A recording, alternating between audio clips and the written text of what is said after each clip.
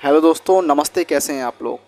मैं जानता हूँ आप लोग सभी लोग फ्रस्ट्रेटेड होंगे, सभी लोग दुखी होंगे क्योंकि मोस्ट ऑफ द स्टूडेंट का नीट 2025 का पेपर ऑलमोस्ट ख़राब गया है, सभी का ख़राब गया है। और स्पेशली फिजिक्स सब्जेक्ट सभी का गड़बड़ाया है। फिजिक्स तो देख लो, इतना सब बोल रहे हैं कि ख़राब गया, वो तो गया ही गया है। लेकिन केमिस्ट्री भी अपने आप में बहुत टफ था, और फिजिक्स में तो सबको पता ही है कि बहुत टफ गया है। केमिस्ट्री भी टफ था, बायो इतनी लेंदी थी। भले ही वो एनसीईआरटी बेस्ड थी, मैं मानता हूँ उस चीज़ को, 98% क्वेश्चन एनसीईआरटी से थे, लेकिन इतने टफ क्वेश्चन थे। मतलब आप देखो अगर, तो आप उसमें 6 स्टेटमेंट दिए जाएंगे और उसमें पूछा जाएगा कि कितने स्टेटमेंट में से गलत हैं। तो मतलब 6-7 आपको स्टेटमेंट पहले से ही दे दिए गए। मतलब आपको नाम के सिर्फ 4 ऑप्शन दिए जा रहे हैं। इसमें टफनेस इतनी ज़्यादा बढ़ाई जा रही है कि इसको कोई सॉल्वर भी आसानी से सॉल्व नहीं कर पा रहा है।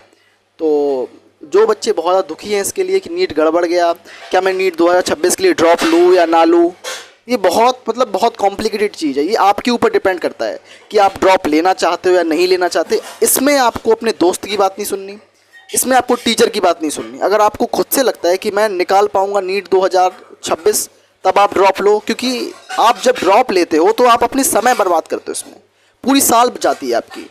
तो आपका एक एक समय, एक एक पल बहुत कीमती है। देखो, नीट ही सिर्फ अकेला करियर अपॉर्चुनिटी नहीं है।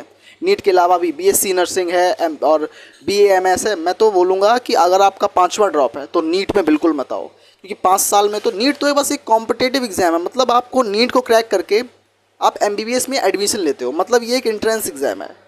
मेन तो आपका एमबीबीएस है ना, तो एमबीबीएस करने के लिए आपको नीट एक एंट्रेंस देना पड़ता है। अगर आप 10-10 साल में नीट के लिए लगे जाओगे तो एमबीबीएस कब करोगे? एमबीबीएस 5 साल की हो गई, 2 साल की नीट पीजी हो गई, 7 साल हो गए, 3 साल उसको प्रैक्टिस करने में 10, मतलब आपको डॉक्टर बनने के लिए 10 से 12 साल लग जाएंगे। आप देखो इस चीज़ को और समझो इस चीज़ को। दोस्तों, इस टाइम पे आपको मजबूती से खड़ा होना है और अपने पेरेंट्स के साथ खड़ा होना है। मैं जानता हूँ इस चीज़ को, पेरेंट्स को नहीं पता होता कि फिजिक्स टफ आई या केमिस्ट्री टफ आई। उनको सिर्फ पैसा देना होता है और आपको हमको प्रिपरेशन करनी होती है। पेरेंट्स को नहीं पता होता पेपर टफ है, ईजी है। ये सबके साथ प्रॉब्लम है, आपके साथ है, मेरे साथ, सबके साथ प्रॉब्लम है।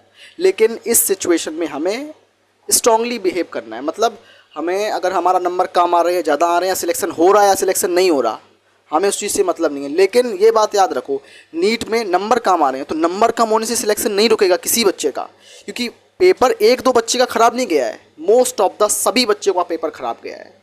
तो इसमें क्या होगा कि इसमें रैंक बहुत, इसमें कट ऑफ डाउन जाएगी, कट ऑफ बहुत लो हो जाएगी, इसलिए जो रैंक के बेसिस पे सिलेक्शन होगा। क्या पता 450 नंबर पे कॉलेज मिल जाए, इसमें कुछ भी हो सकता है। और 300 नंबर पे बीएमएस बीडीएस के कॉलेजेस बिल्कुल मिलेंगे, क्योंकि मुझे लगता है इस बार पेपर का लेवल इतना स्ट्रॉन्ग है, इतना लेंदी पेपर है कि बीएमएस मिलना बहुत आम बात है इसमें। और एमबीबीएस की बात करें तो एमबीबीएस जनरल कैटेगरी के लिए तो मुझे लगता है 490 तक तो जाएगा कट ऑफ। उसके अलावा ओबीसी हो तो आपको ओबीसी में 480 के आसपास, जनरल में 520-530 के आसपास रहेगा, क्योंकि पेपर बहुत टफ आया है इस बार। और मुझे लगता है AIR-1 जो आएगी वो 680 या 690 नंबर के बीच में ही आएगी। AIR-1 690 और 680 के बीच में ही AIR-1 आएगी। बहुत टफ पेपर आया है इस बार। आपने कोई भी कोचिंग इंस्टीट्यूट बता नहीं रहा है कि मेरे इंस्टीट्यूट से निकला है AIR-1। पिछली साल देखा था 2024 में 72 टॉपर निकले थे, नीट में 72 AIR-1, मतलब 72 टॉपर्स निकले थे, 72 टॉपर निकले थे, जिनके 720 आउट ऑफ 720 मार्क्स थे। तो देख लो आप कंपटीशन किस हद तक था। और वो भी पता है कि उसमें नीट 2024 में स्कैमिंग हुई थी। हम लोगों ने, बच्चों ने दोबारा से ड्रॉप्स लिया था और बोला था कि इस बार नीट को क्रैक कर डॉक्टर बन पाएंगे, लेकिन इस बार भी पेपर एनटीए की गलती है। देखो, ऐसा नहीं है कि फिजिक्स बहुत ज़्यादा टफ थी, फिजिक्स अनप्रिडिक्टेबल थी, फिजिक्स जेई एडवांस की थी, आईआईटी लेवल की फिजिक्स थी। तो एनटीए को ये बताना चाहिए था कि आईआईटी लेवल की हम फिजिक्स दे रहे हैं उसमें, तो उसको बताना चाहिए। हम लोग पहले से तैयार हो जाते उस चीज़ के लिए कि हमें आईआईटी की फिजिक्स को पढ़ना है। तो देखो, टीचर्स ने, नीट वाले टीचर्स ने पढ़ाया ही नहीं आईआईटी की फिजिक्स को। नीट में तो बस सिंगल फॉर्मूला बेस्ड फिजिक्स लगाओ, आ गई ख़त्म। लेकिन अब क्या कर सकते हैं, आप किस्मत ख़राब बोल दो या टीचर्स की गलती बोल दो, कुछ भी बोल सकते हो। दोस्तों, लास्ट एडवाइस मेरी आप लोगों को यही रहेगी कि आप अपने हिसाब से सोचना है कि आप ड्रॉप लेना चाहते हो या नहीं लेना चाहते। मेरे मन से अगर आपके 300 से ज़्यादा नंबर आ रहे हैं तो आपको ड्रॉप सोचना चाहिए। मैं नहीं बोल ले लो, वो आपके ऊपर डिपेंड करता है, सोचना चाहिए। और कोई भी कोचिंग इंस्टीट्यूट बोले कि मैं आपको फ्री 70% ऑफ दूंगा, 30% ऑफ दूंगा, आप ड्रॉप ले लो, ऐसा नहीं होता है। आप अपने करियर पे आप खुद फोकस्ड हो, आप सोचो कि आप ड्रॉप लेना चाहते हो या नहीं लेना चाहते। बस मेरा यही बात होगी आप लोगों से। और जो भी आपका पेपर ख़राब गया अच्छा गया, पेपर है, मतलब a single seat of paper can not decide your future.